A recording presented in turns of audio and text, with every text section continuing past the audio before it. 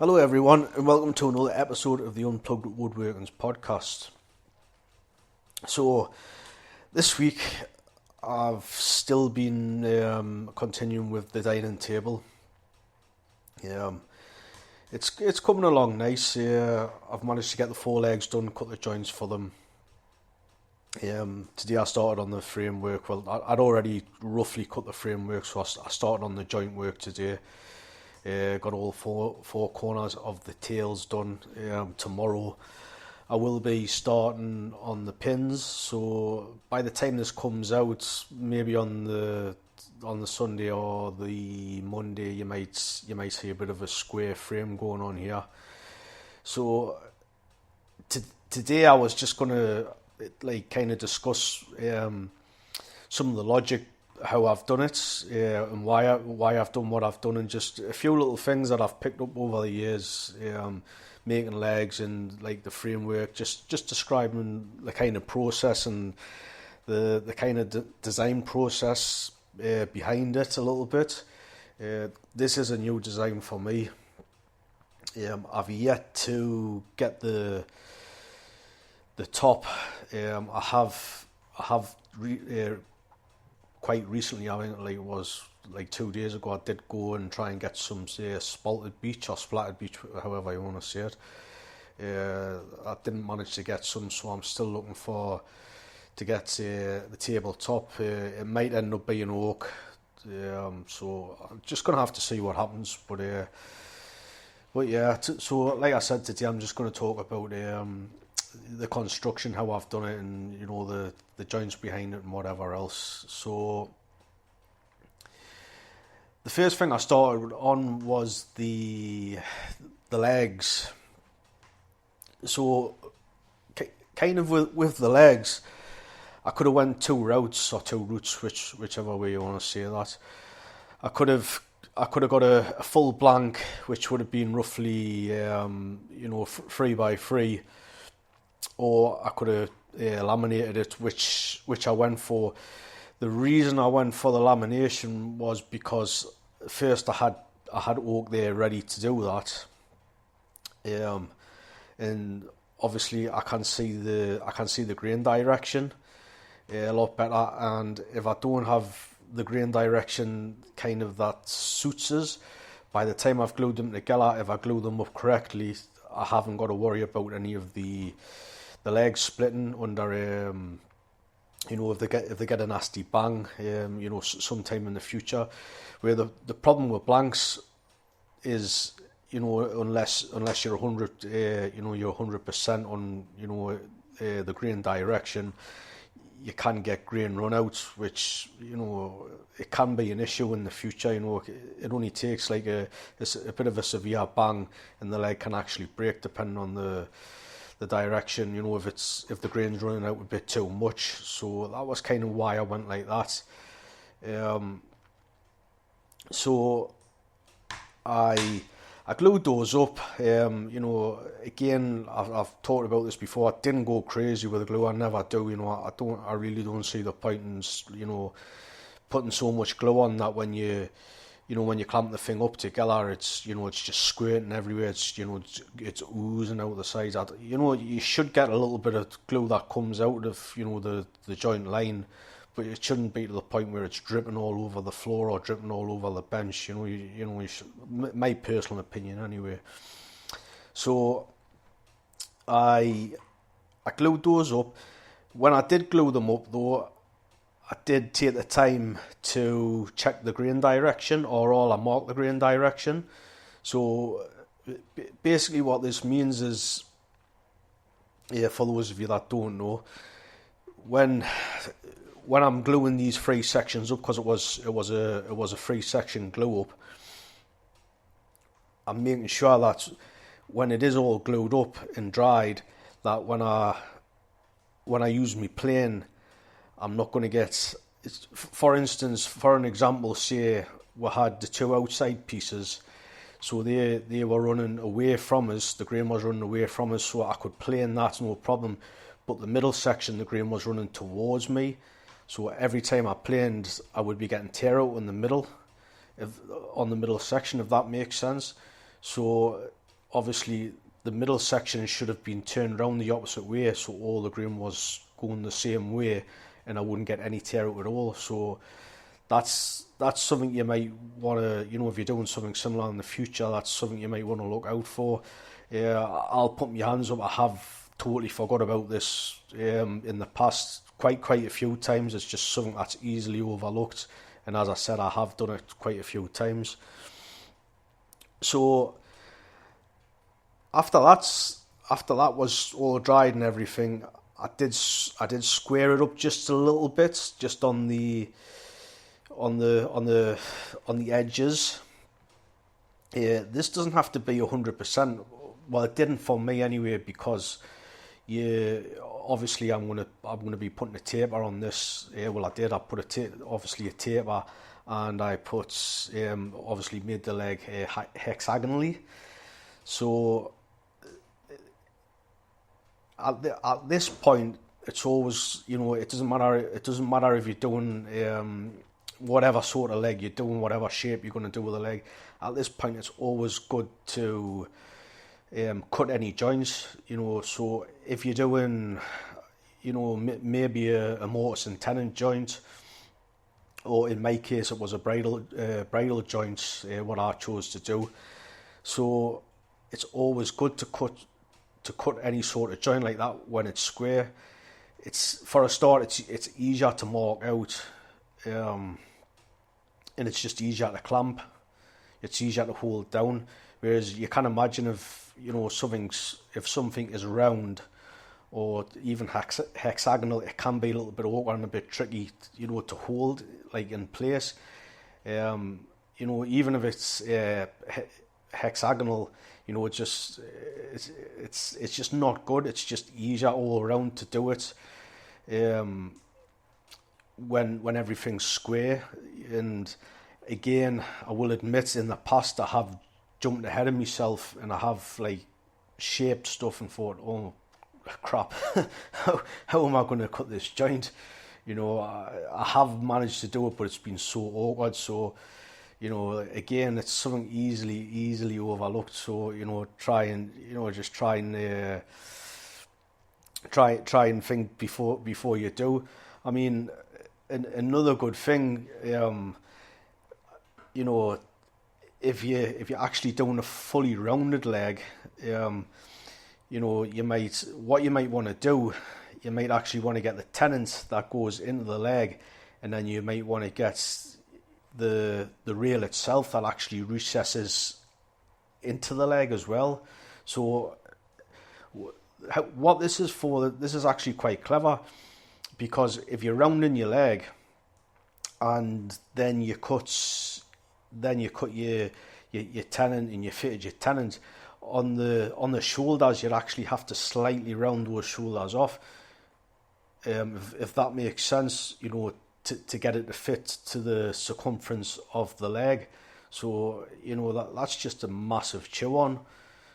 So you would be better off technically just to recess the rail itself into it. So you've got your mortise that would go in, and then where your cheeks are hitting the face, to actually recess, not the cheeks, the shoulders, to actually recess, maybe, I don't know, maybe quarter of an inch or 10 millimeters of your shoulder actually into the leg, and then it's just going to look so neat, and it's just easier to do. So going back to what I was saying before, it's actually just so much easier to do stuff like this when it's square. As I said, it's easier just to clamp the piece, and it's easier to work with the piece to, for marking out and things like that.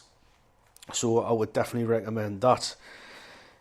So after I'd done that, I hooked up my shave horse attachment to the Roma workbench. This is something I've started doing maybe in the last, maybe in the last year or so, where I've actually started using the draw knife. If I've got any sort of tapering to do, I'll use the draw knife, and I'll just remove as much material as possible with the draw knife. I can't always do this because I always use kiln dried oak. Well, near enough. Sometimes I get air dried oak, but it's normally always kiln dried oak I use. So it doesn't behave like green oak. If anyone that hasn't used green oak, there is like a big difference. Obviously, when you're using green woodworking tools like a draw knife and such, it glides through the oak. But it's a bit more tough when you're using kiln dried. So sometimes I can. It depends on the way the grain's running and such. But a lot of the time I can use it. A lot of the time I will use it. So basically, this just allows us to hog off quite a lot of material. It saves a lot of time. If I was to use the plane, in my personal opinion, and through what I've done in the past, it just takes a lot longer.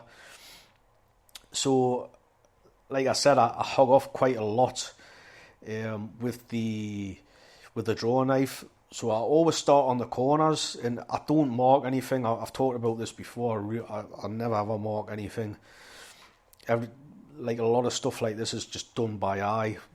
So there is pictures on my Instagram if you want to check them out. And you can see the legs, and the legs, as I said, were just eyed in. I didn't mark them out. I didn't mark them out with a pencil or any sort of gauge, for the taper. I did, however, mark the both ends. Obviously I draw a cross on the on the end grain, and then I use my compass to get a rough circle. Obviously one side's bigger, and then the other side's obviously smaller for the taper. But other than that, that's the marking out I do. I don't mark out for the tape. I don't mark out for to make the hexagonal shape. Again, all that's done by eye. So, as I said, I remove as much as I can with a draw knife and using my shave horse. If you haven't got a shave horse, I mean, you could possibly clamp it into place. Make some sort of a 45-degree jig up, that would hold it in the on your bench, or something like a tail vise, or in my case, a little bit later on in the process, I do actually use a wonder dog, a Veritas wonder dog, which it actually comes in quite handy. I'm actually quite pleased that I purchased that when I first got the Roman workbench, when I first started using one. So after I've removed as much as I can, or as much as I'm comfortable, I never go fully to the line, fully to my circles on the end grain, and again, when I'm doing this, it's done by eye. So I do leave myself a bit of work with the plane. So I start using the plane, and I start taking quite a course cuts, obviously, to remove the material as fast as possible. And I work my way around with that. So, going back to the draw knife, I'll take all the corners off first. So basically, when I've got it in the shave horse, I'll go corner to corner, line it up so it's like kind of 45 degrees on the shave horse. And again, I do that. I just eye it and take as much off as possible with the draw knife. And again, it's the same with the with the plane. I'll take the corners off first, and then obviously I'll start on the flat face sides, and I just keep on working like that, and I basically just eye down it. I'll stop every so often and raise the piece and just look down the piece. Sometimes I might use a ruler to check if it's square or not, if the tape is actually straight, because it is actually quite easy to get like a bit of a bow, if that makes sense, in the in the leg. So if you're not eyeing down, or if you don't feel comfortable eyeing down, use a ruler, and you will be able to, you'll get like the seesaw effect, and you will be able to identify where you've got like a bit of a bow or a hump, however you wanna put it. So after that's done, when I was like happy with it, or when I'm happy, depending, because I've done these in the past, I'll normally put the plane at quite a fine setting, and just go down every face, just with the plane set at a fine setting. This obviously cleans it up, gets rid of any lines, obviously because I've been taking a lot of quite a coarse shaving off. So this just basically refines everything. But as what it does as well, it'll skip, because it's at a finer setting. It'll skip anything, if there's any discrepancies, in the length of the leg, if I've maybe put too much of a dip, or if I've if there's still a little bit of an arch or a bow in the leg, because with it being the plane set fine, it'll identify that, because it'll skip. I'll be able to hear it, I'll be able to feel it, so that kind of helps that way as well. So I did actually forget to mention that when I am planing, I do use the Veritas Wunderdog. So, if depending on what you're doing, if you're going to do this, if you're doing this by hand, you might have a tall bench or a Roman workbench, whatever. But if you've got a tail vise, if you're using a high bench, and a tail vise would really come in handy for this sort of work, because obviously it's got a taper on it, and the majority of people's vices are just going to struggle unless you've got some sort of a special vice that can handle tapered pieces, which obviously there is vices that can handle that. So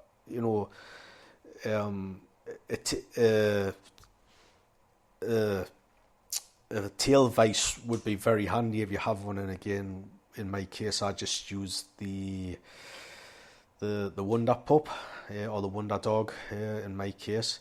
So that's pretty much it for the legs.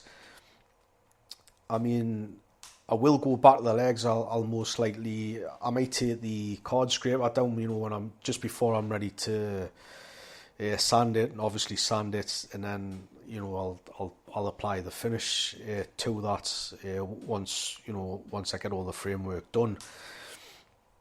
So moving on to the framework, obviously I fitted the rails next for the two legs.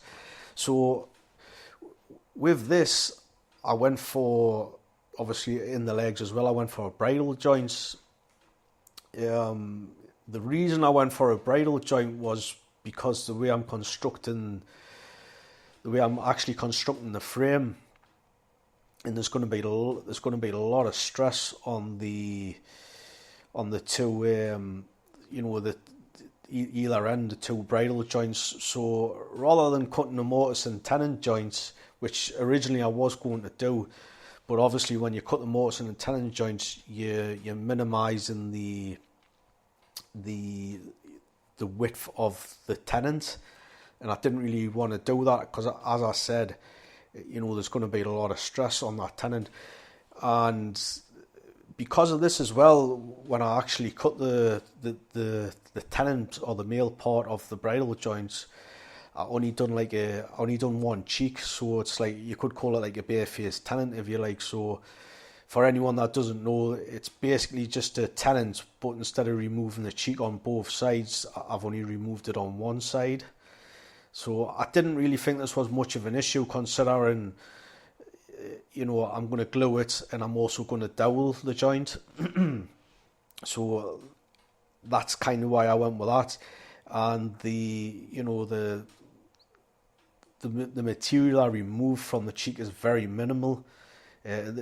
Basically, this was just to help us glue when I'm gluing up. It's just to register against that. Like I said, it's getting glued up, and it's also getting dowel put through it. So it's going to be a really strong joint. but that was kind of the reason I went with that, because I didn't want I wanted as much meat as possible at the top, because as I said, that's going to be really, there's going to be a lot of stress on it. I went with a 10-degree splay, and I went with a 10-degree rake. So, it's like I said, there's going to be a lot of stress on it. So, with the undercarriage, again, you can check out me Instagram post, what I posted today, and these are actually, it's you've got like a square frame, and it's going to be attached, like the basic square is going to be attached with dovetail joints. Now, it's same again to match, obviously, because the rake and the splay is going to be 10 degrees in the legs. I have actually cut the dovetails at 10 degrees or 80 degrees, whichever way you want to look at it.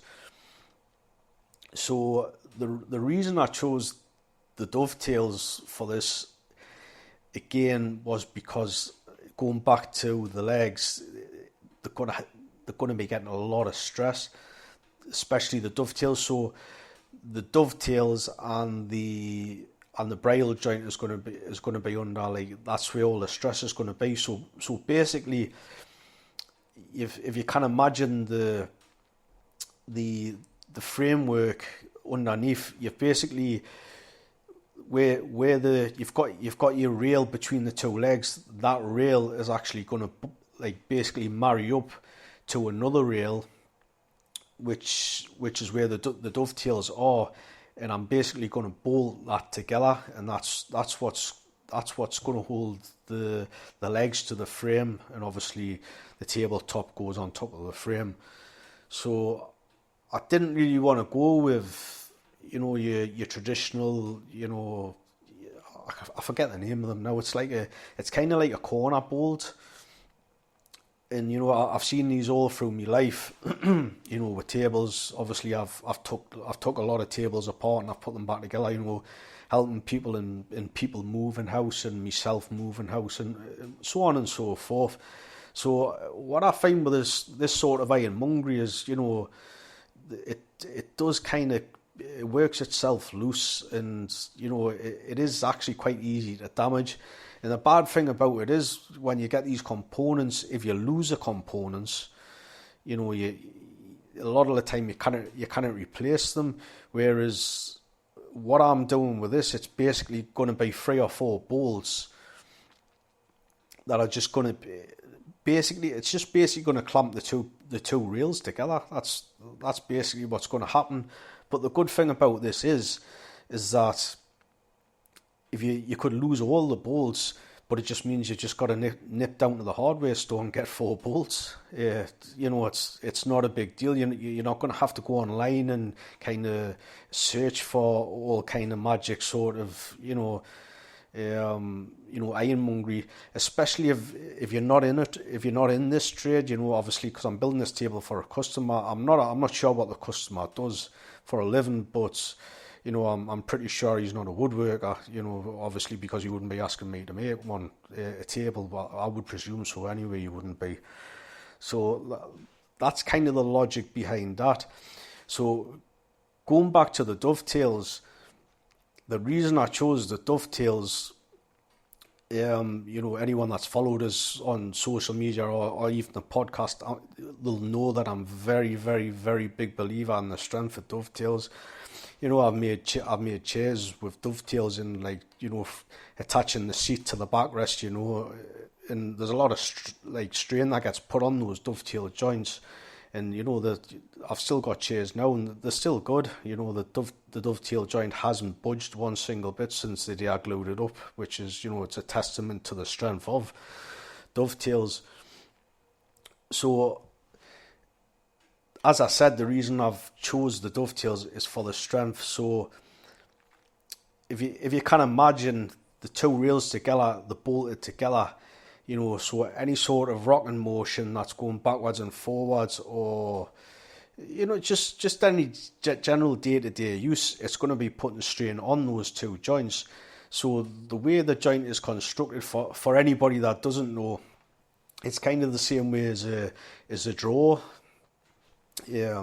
So if you look at the dovetails on a drawer, if you pull the drawer out towards you, the front piece will always be the pin piece. So you can pull and pull and pull, but because it's a pin piece, it kind of acts like a wedge. You know, if you can imagine maybe like a door and you put a wedge underneath a door to stop the door from opening or closing, whichever way you want to look at it, and you got the tip of the wedge and you try to pull the tip of the wedge like underneath the door, it's kind of not it's not going to want to go because the other end is fatter.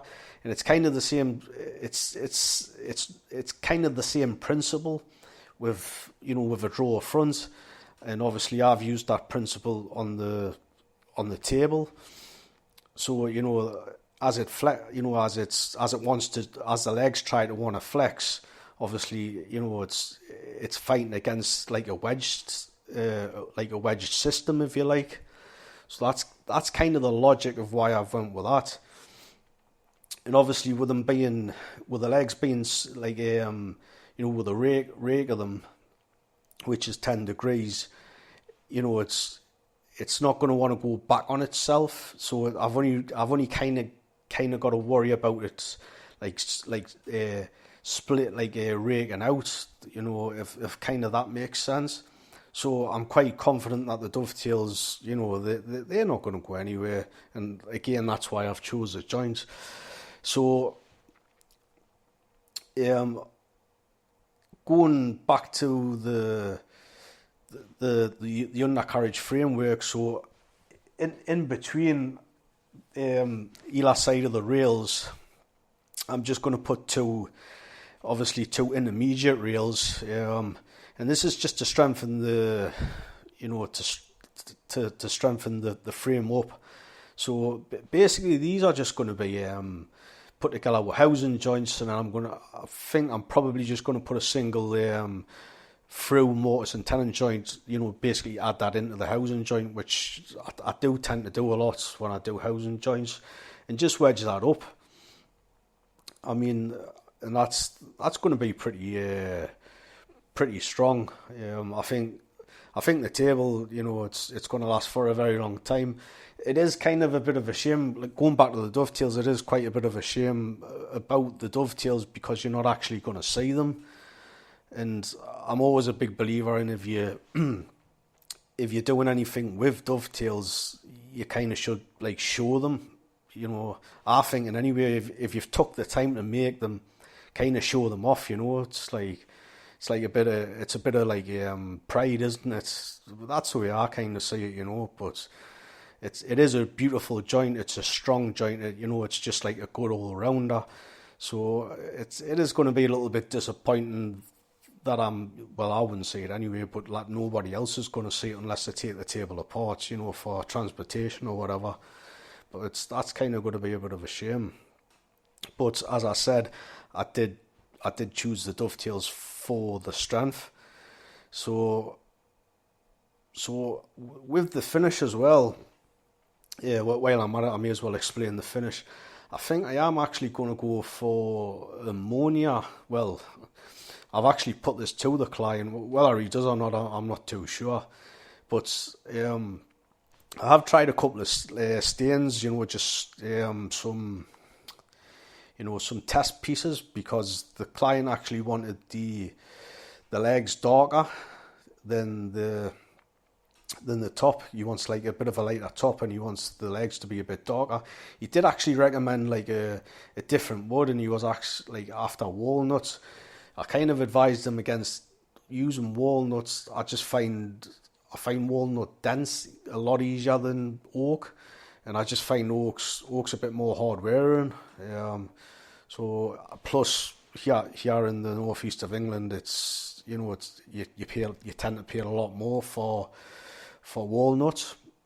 So I kind of, we had a chat and we kind of agreed to go ahead with the oak for the undercarriage and the legs. So kind of messing around with, just today as it happens, kind of messing around with the ammonia.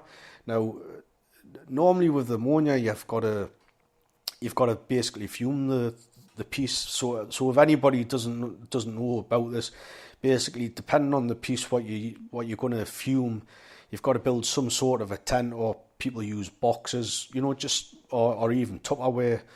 You've basically just got to let the fumes react with the tannin in the wood. I'm not sure how many species this works with, but obviously it does work with white oak. I cannot really comment on anything else because I've never read about it in great depth. I just know it works with white oak. So yeah, I was kind of messing around with that today, and I did actually get I thought it was quite a nice colour. Now, I didn't actually fume it. I actually just rubbed it straight on with a sponge. I put some gloves on, some rubber gloves on, and I just basically sponged this stuff straight on.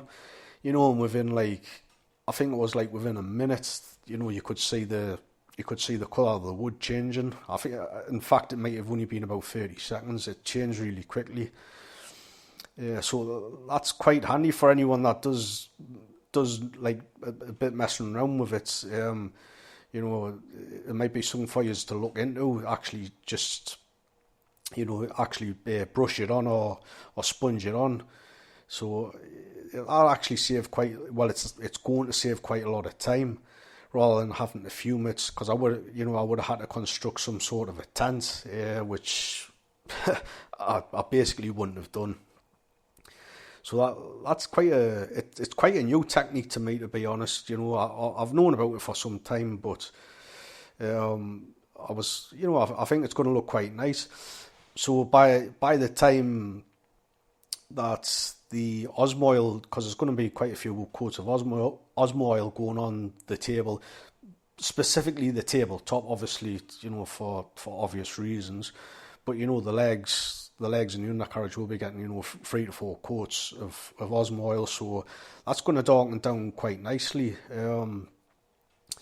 And just another note, I found using the ammonia, it just looked a lot better than using any stains or dyes. I have used stains over the years, and you can always tell it just doesn't look like natural, if that makes sense. Where if you use the ammonia, it does, because it's reacting with the tannin in the oak, so it's kind of reacting with the oak itself. If kind of that makes sense, it just looks more natural. That's the only way I can describe it. So I'm actually quite looking forward to seeing it with 3 to 4 coats of Osmoil on it. I think it's going to look actually quite good. Because originally I wasn't going to be too happy about having to do that, because I'm anyone that knows us, or anyone that's seen the furniture in my house, it's just all oak, and it's none of it's dyed or anything like that. It's stained. Sorry, it's just Danish oil or Osmoil, and that's I'm probably being a little bit biased because that's just me. But I think a lot of times when you paint stuff, or you stain it, you can ruin it to a degree. But I think I could maybe be sold on this this ammonia treatment, but we'll have to see what happens with that. So I think that's pretty much kind of covered the logic behind everything and how I do things. I've explained a little bit. I hope that helps a few people out. As always, if you've got any questions, hit us up on social media. Check out my YouTube channel, subscribe. It would be great if you could do that, because I am trying to grow the YouTube channel.